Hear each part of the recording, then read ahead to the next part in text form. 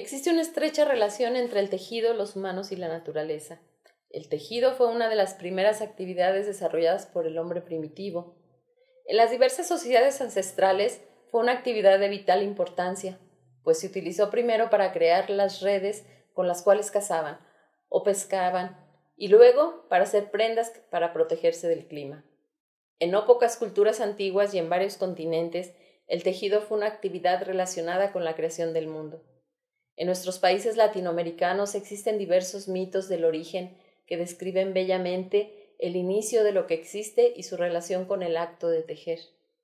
Sobre todo en los mitos prehispánicos, a los cuales he tenido acercamiento por medio de varias investigaciones, el tejido es el que crea el mundo. Los lazos que se tienden entre el mundo de los dioses y la vida terrenal se erigen a través de dicha actividad, la cual contenía el simbolismo mágico de la concepción del origen y la preservación del universo. En ese momento histórico, el principio femenino representa, en estas culturas, la fertilidad.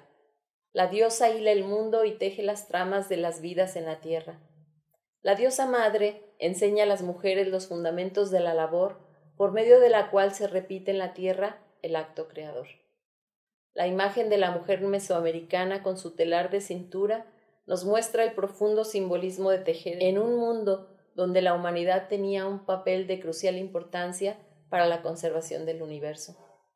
Al fijar su telar en el poste o árbol, que era el símbolo de la conexión que había entre el cielo, representado por las ramas, la tierra, simbolizada por el tronco, y el inframundo al que llegaban las raíces, la mujer era quien establecía la conexión entre los distintos niveles del universo.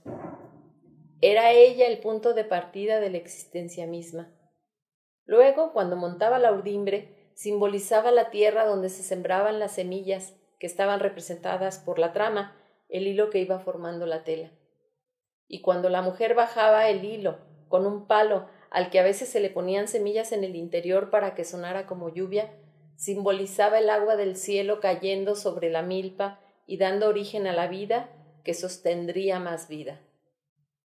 El cuerpo de la mujer que sostenía el telar no era algo ajeno, algo separado, sino que formaba parte sustancial de esa relación y simbolismo de la creación, de la fertilidad y de la capacidad creadora que nacía desde el vientre femenino. El movimiento que se hace al tejer es un movimiento mágico que da lugar a algo que antes no existía. La tela que surge a partir de la repetición de estos movimientos es la analogía del surgimiento del mundo a manos de los dioses. El tejido contenía la actividad simbólica que representaba la relación con los dioses y al mismo tiempo era la base de la actividad económica, pero contenía ambos elementos. Cuando llegan los conquistadores españoles, cambia todo, y cambia también el tejido. El carácter de la actividad de tejer se había trastocado irremediablemente.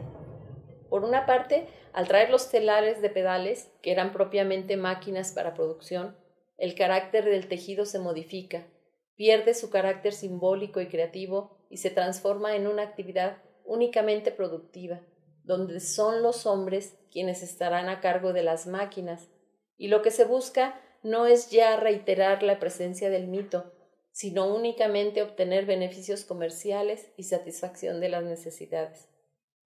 Durante la época colonial, el obraje fue el lugar donde se instalaban los telares y se realizaba la manufactura textil. Los obrajes eran pequeñas industrias que funcionaban con una estricta regulación de la corona. Debido a que los españoles necesitaban conseguir mano de obra gratuita o barata, se obligó a los indígenas a que cubrieran largas jornadas de trabajo, y de esa manera el obraje llegó a convertirse en un lugar de explotación y castigo.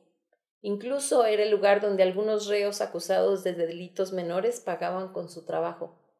Por otra parte, en la intimidad del hogar, las mujeres siguieron tejiendo, aunque el simbolismo mágico pronto se perdió ante el apabullamiento cultural proveniente de Europa y solo se preservaron las formas.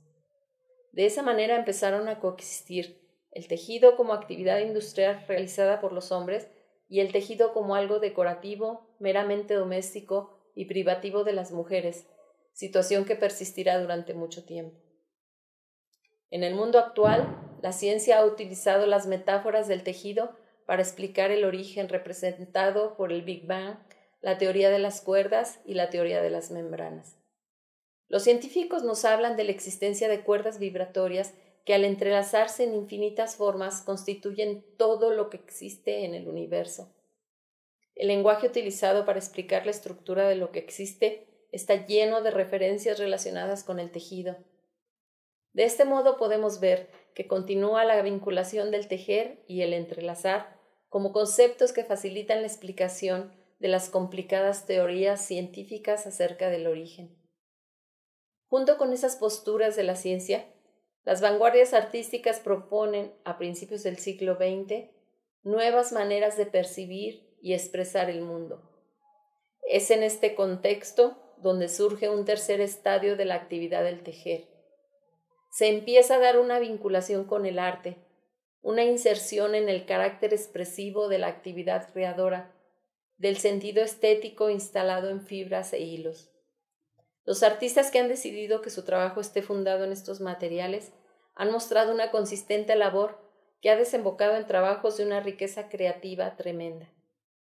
Sus piezas, elaboradas con materiales que antes de las vanguardias artísticas no eran aceptados en el ámbito del arte, proponen nuevas formas que no hubieran sido posibles si antes de las artes mayores tradicionales. La maleabilidad de su materia prima ha hecho que se trabajen piezas en todos los formatos y eso mismo le da acceso a la combinación con otras técnicas y otras disciplinas. El trabajo con la fibra ha llegado a ocupar su lugar entre las artes gracias a que pudo lograr su emancipación de la pintura y de la escultura, protagonizando una nueva relación de la obra con el espacio gracias a su posibilidad de adaptación.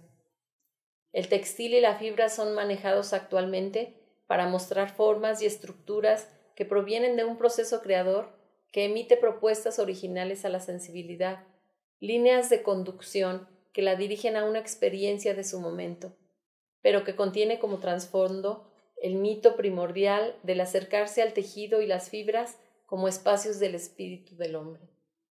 En esta nueva relación, que deriva hacia el arte de la fibra contemporánea y en una vía de igualdad de género, participan tanto hombres como mujeres para lograr hacer surgir la creatividad, para instalar el tejido y la fibra como un arte por sí mismo, con sus propios lineamientos estéticos, que le permiten ya ser parte activa y representativa en el panorama del arte contemporáneo. Aquí es donde se unen las fibras provenientes de la naturaleza y las fibras industriales que evocan la cultura humana. Aquí el tejido va más allá de los atributos de género que se habían apreciado en otras etapas de la historia, superando lo decorativo y lo doméstico. Es el momento de traer a nuestro entorno cercano a la naturaleza y a la cultura y lograr una convivencia de ambas conjuntadas por la actividad creativa. Es algo que nos permite reflexionar y reinterpretar el mundo que nos rodea. Y es aquí donde entra la nueva forma de ver el mundo como una casa, como una habitación colectiva, pues en el arte de la fibra reinterpretamos el mundo, usamos los elementos de la naturaleza y expresamos la intención de representar simbólicamente esa integración en la que es posible la armonía a pesar de todas las desavenencias. El arte de la fibra ha logrado una expresión muy peculiar que nos permite una relación más íntima con la naturaleza, con la fibra y con lo que existe, y nos permite insistir y tomar conciencia de la importancia que como humanos tenemos para equilibrar aquella relación originaria con el cosmos y las necesidades industriales propias de la actividad social. Es necesario asumir la responsabilidad para el resguardo de esa naturaleza que nos rodea, para poder ser partícipes y sujetos activos en la creación y en la conservación del mundo.